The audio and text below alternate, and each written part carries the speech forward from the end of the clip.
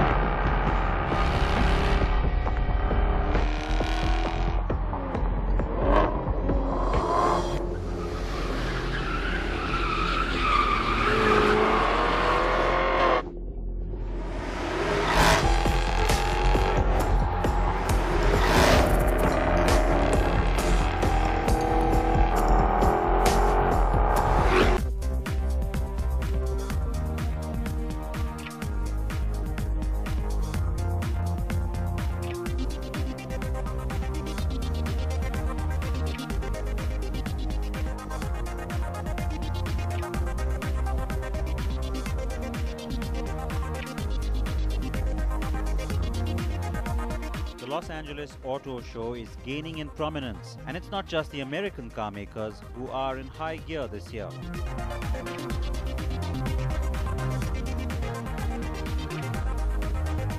BMW has unveiled a 3-door concept of its first all-electric car, the i3. The car loses the 2 rear doors that we've seen in the past and a 3-seater rear bench to now offer 2 rear bucket seats. The i3 is only going to be launched at the end of 2013, so BMW isn't saying just yet whether the 3-door coupe will be part of the lineup. But it's good to see a more real-world looking iteration than previous concepts.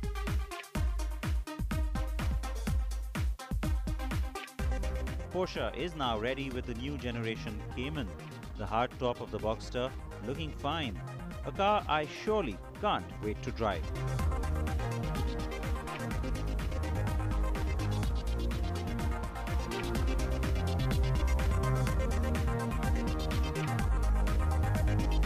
Jaguar has taken the covers of its most powerful sedan yet. The XF RS is probably the last major variant we will see before the XF goes in for a new generation cycle. The car uses the same 510 bhp 5-litre V8 as the XK RS.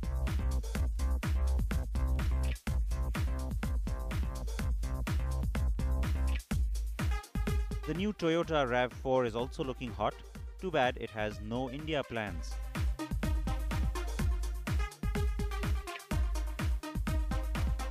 Chevrolet finally showed off its much-touted all-electric Spark, which we know as the Beat in India. You may remember the electric prototype came to India too, and we drove it on CNB.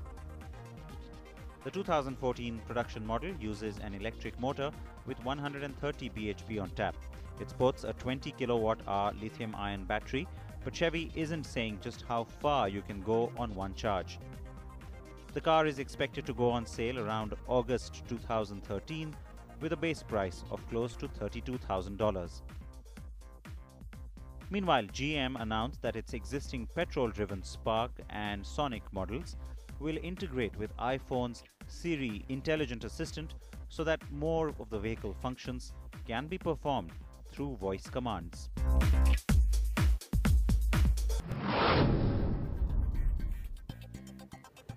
So a lot of new metal then from the LA Auto Show, and this particular car reminds you of that XF RS that we just showed you. The RS cars from Jaguar pretty much debuting in this French racing blue, and this wasn't the color when I drove the XK RS, so perhaps when I get a chance to drive the XF RS, I should ask for this color. Looks pretty cool, doesn't it? Let's move away from the new cars now and talk about bikes, but we're not talking about new products here. It's more about the experience with some of these bikes.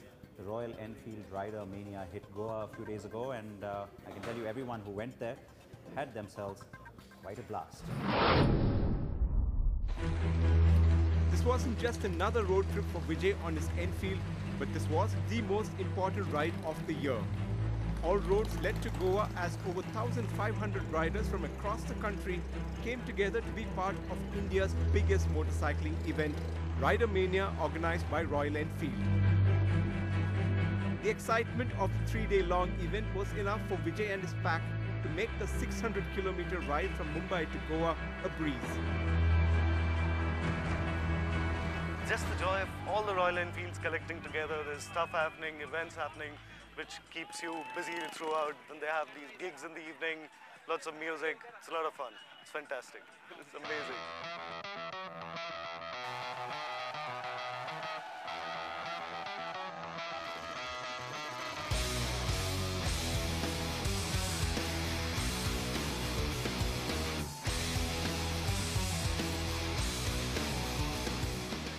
So this is the 10th year of Rider Mania, and as you can see, participation is only growing as Enfield owners are a proud lot, but also love to gang up quite easily with their passion for biking. So expect Goa to get hotter over the next 3 days with non-stop biking action. Riders kept pouring in all through the day, even as the events kicked on with some riding skills put to the test.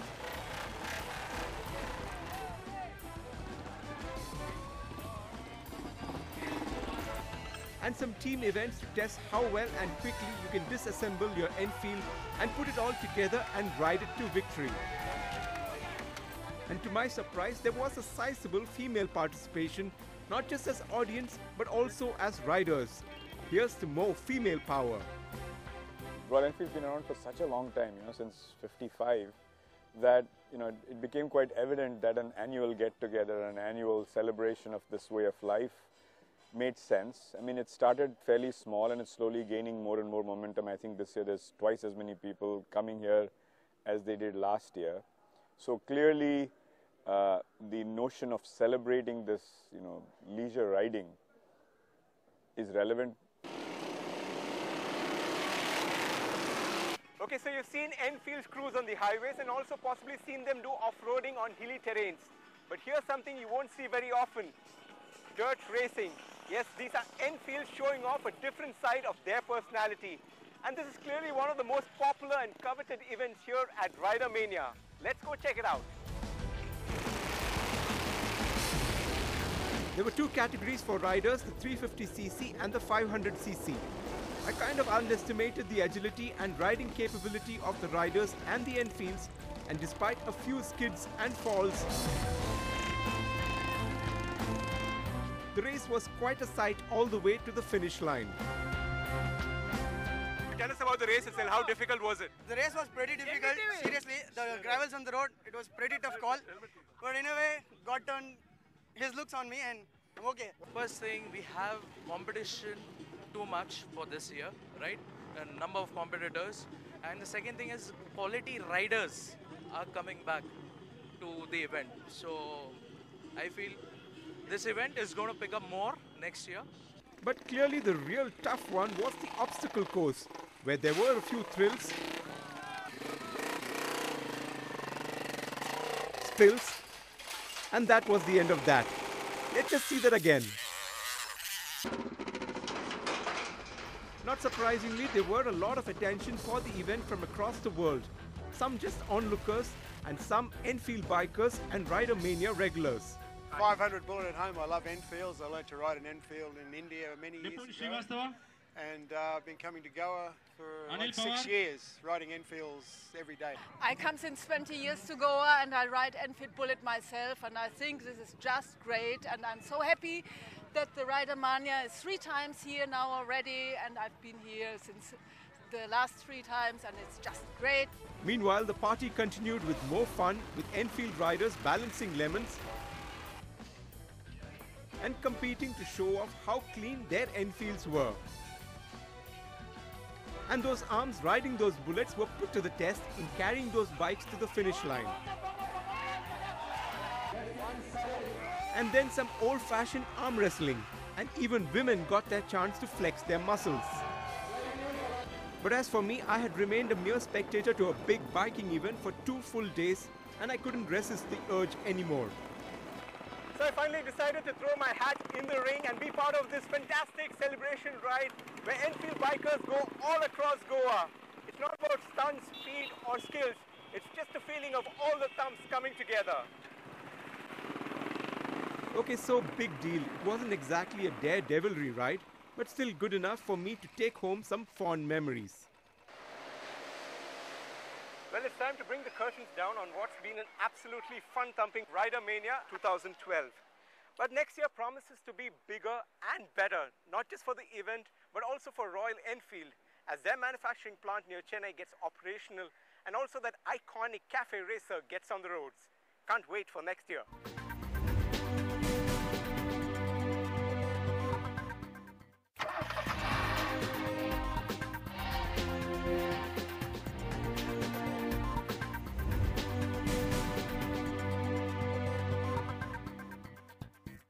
All right, folks, welcome back to CNB. I want to now quickly switch tracks and talk a little bit about the Datsun brand. You remember a few months ago we spoke about how Nissan is reviving this brand specifically for emerging markets like India, Indonesia and Russia. It's going to mean a lot of different kinds of products coming in, products that will be competitively priced, remember, and volumes driven. And we want to try and get a better sense of where things stand right now, how far we are from market introduction of these products and that brand coming here to the Indian market. And to take us through all of that, we've got a special guest on CNB today. It's Mr. Vincent Kobe, who has the mandate to actually take all of this forward. He heads that project for Nissan. Thanks very much for speaking to us. Thank you. It's my pleasure to be here. Good to have you with us. And I want to quickly start by introducing our viewers to this whole aspect of the new brand. I remember when the intentions were announced by Nissan to revive Datsun. At the time, of course, we got to see the new brand logo, and we got to hear about some of the initial plans. And then we grilled Mr. Gone about it, but that was some time back. So give us a sense of the kind of consolidation you've had with the strategy ever since. Yeah, we fundamentally embarked into the Datsun adventure in the early days of 2010. So here we are nearly 3 years down the road.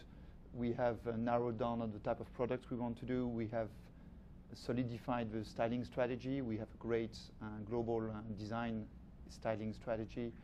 We are in the process of developing the cars. So I was yesterday and the day before yesterday in our technical center in Chennai, and then in our plant in Chennai, where we are making the tools, finalizing the drawing, testing the cars, getting ready for launch. So in a bit more than a year, you'll start seeing Datsun cars on the roads of India.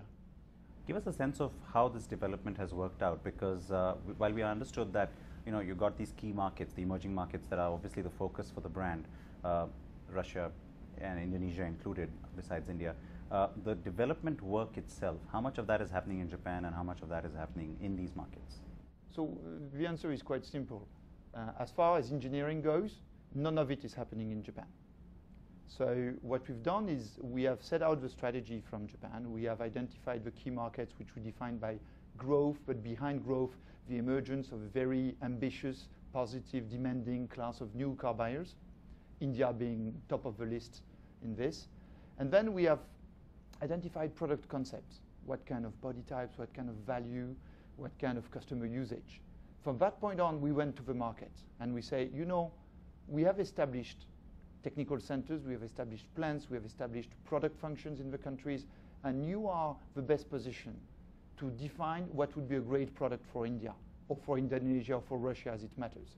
So over the last 2 years, the work has been done from India. Our technical center, which now has 2,500 engineers, has been tasked with leading the project. And the Japan structure, made of 80 years of accumulated technical expertise, has been there to supply experts, to supply data, or to help in the usage or adaptation of existing components, engine and transmissions.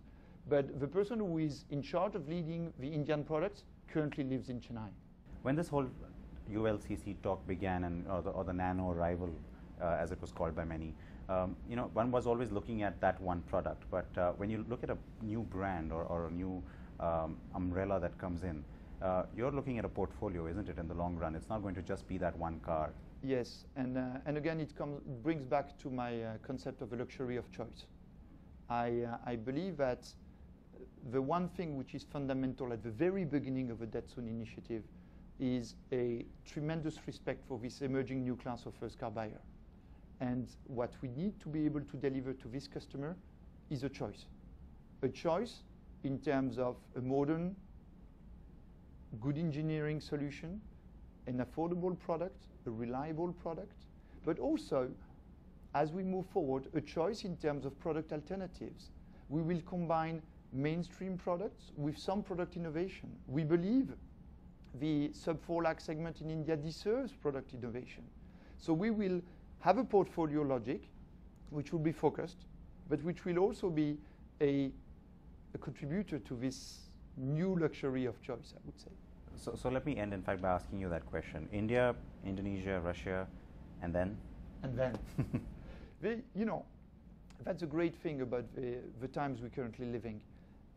For the first 70, 80 years of the car industry was United States of America, Japan, and Western Europe. If you look at the last 5 years, the game has completely changed. The powers of yesterday are becoming the problems of tomorrow. And a flurry of new markets are emerging. Yes, we've seen China emerge, but India is emerging as a market, not as a country. India has been emerging many, many centuries ago as a country. But as a car market, it's coming the power of tomorrow. And that is the case of Indonesia. That is the case of Russia. So what is tomorrow? Tomorrow, ASEAN, Middle East, Africa, Latin America, and of course Brazil. And if you accumulate all of those countries, you're talking about 2.5 to 3 billion people. You're talking to the vast majority of the world, which for the last 80 years have been underserved by the car industry. So you're going to be a busy man. I'm already a busy man. I think it's going to get worse. It's only going to get worse. Well, we hope to see you more and more in India, at least in the next few months. I hope to see you more here. Thank you for sharing your thoughts with us today. Thank you very much. It was a pleasure. So as you can see, it's going to be pretty exciting, and mid next year is when you'll start to get a little sense of those products. You'll perhaps start to see the first glimpses of them as well. So there's plenty to expect really from Datsun and Nissan here in the Indian market. Now let's go down south to Coorg and get ourselves a cup of coffee. Well, that's the kind of idea Bala had, because he managed to get down there for not just the coffee, but also some pretty crazy off-roading.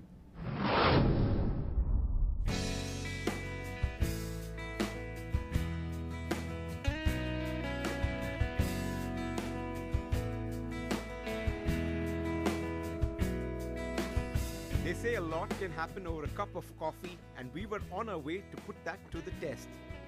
The latest edition of the great Ford Endeavour Drive was as much about off-roading as it was about that great cuppa. And where else in India could this be more apt than the coffee capital Coorg? The drive out of Bangalore city took a while thanks to traffic, but once on the highway we picked up the pace to catch up on lost time. A quick recap on the Ford Endeavour. It has the now familiar 3-litre TDCI diesel engine with 380 Newton meters of torque and 153 bhp of power. The 5-speed automatic transmission is pretty smooth and effortless. After a few quick pit stops, the aroma of the bitter brew from the plantations told us we had arrived. And after a good night's rest, it was time to wake up and gear up for the off-roading through the coffee plantations. Well, it's a beautiful misty morning here in Coffee County, Coorg, and after that long drive on the highway, it's time for these endeavours to hit the off-roading track. And after those recent rains, the track looks much more interesting. But what's also interesting to see if these endeavours can flex those muscles and show that off-roading character. The morning was just about to get a whole lot interesting for the drivers, as the off-road section was divided into 3 legs with coffee-coated pit stops. French press through and you top it up with cold water. Renowned coffee coach Sahil Jatana was going to show off his brewing skills, and we got that well-deserved coffee break.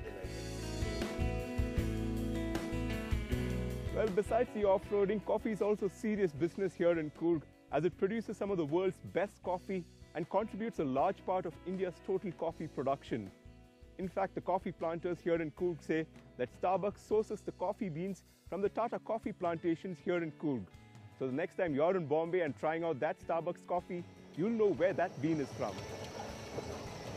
Meanwhile, the endeavours were all set for the arduous trail that lay ahead.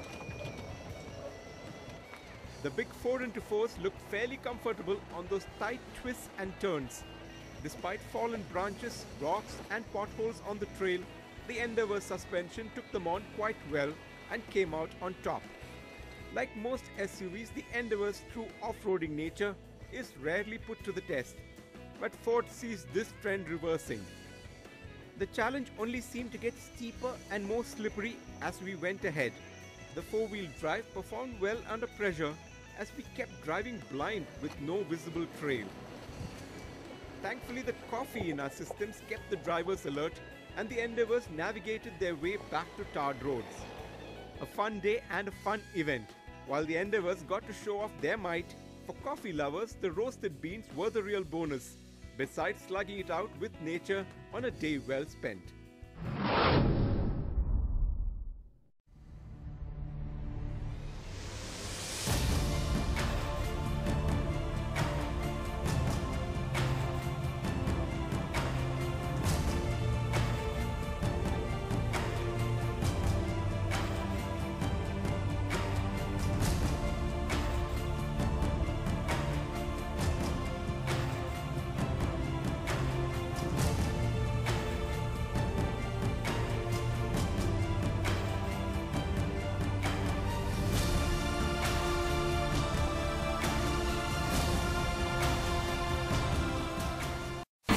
India's #1 news app just got even better. Download NDTV's new app. Fully optimized for retina display. Full screen view. Faster response time. And Sudoku. NDTV's new iPad app. Download now.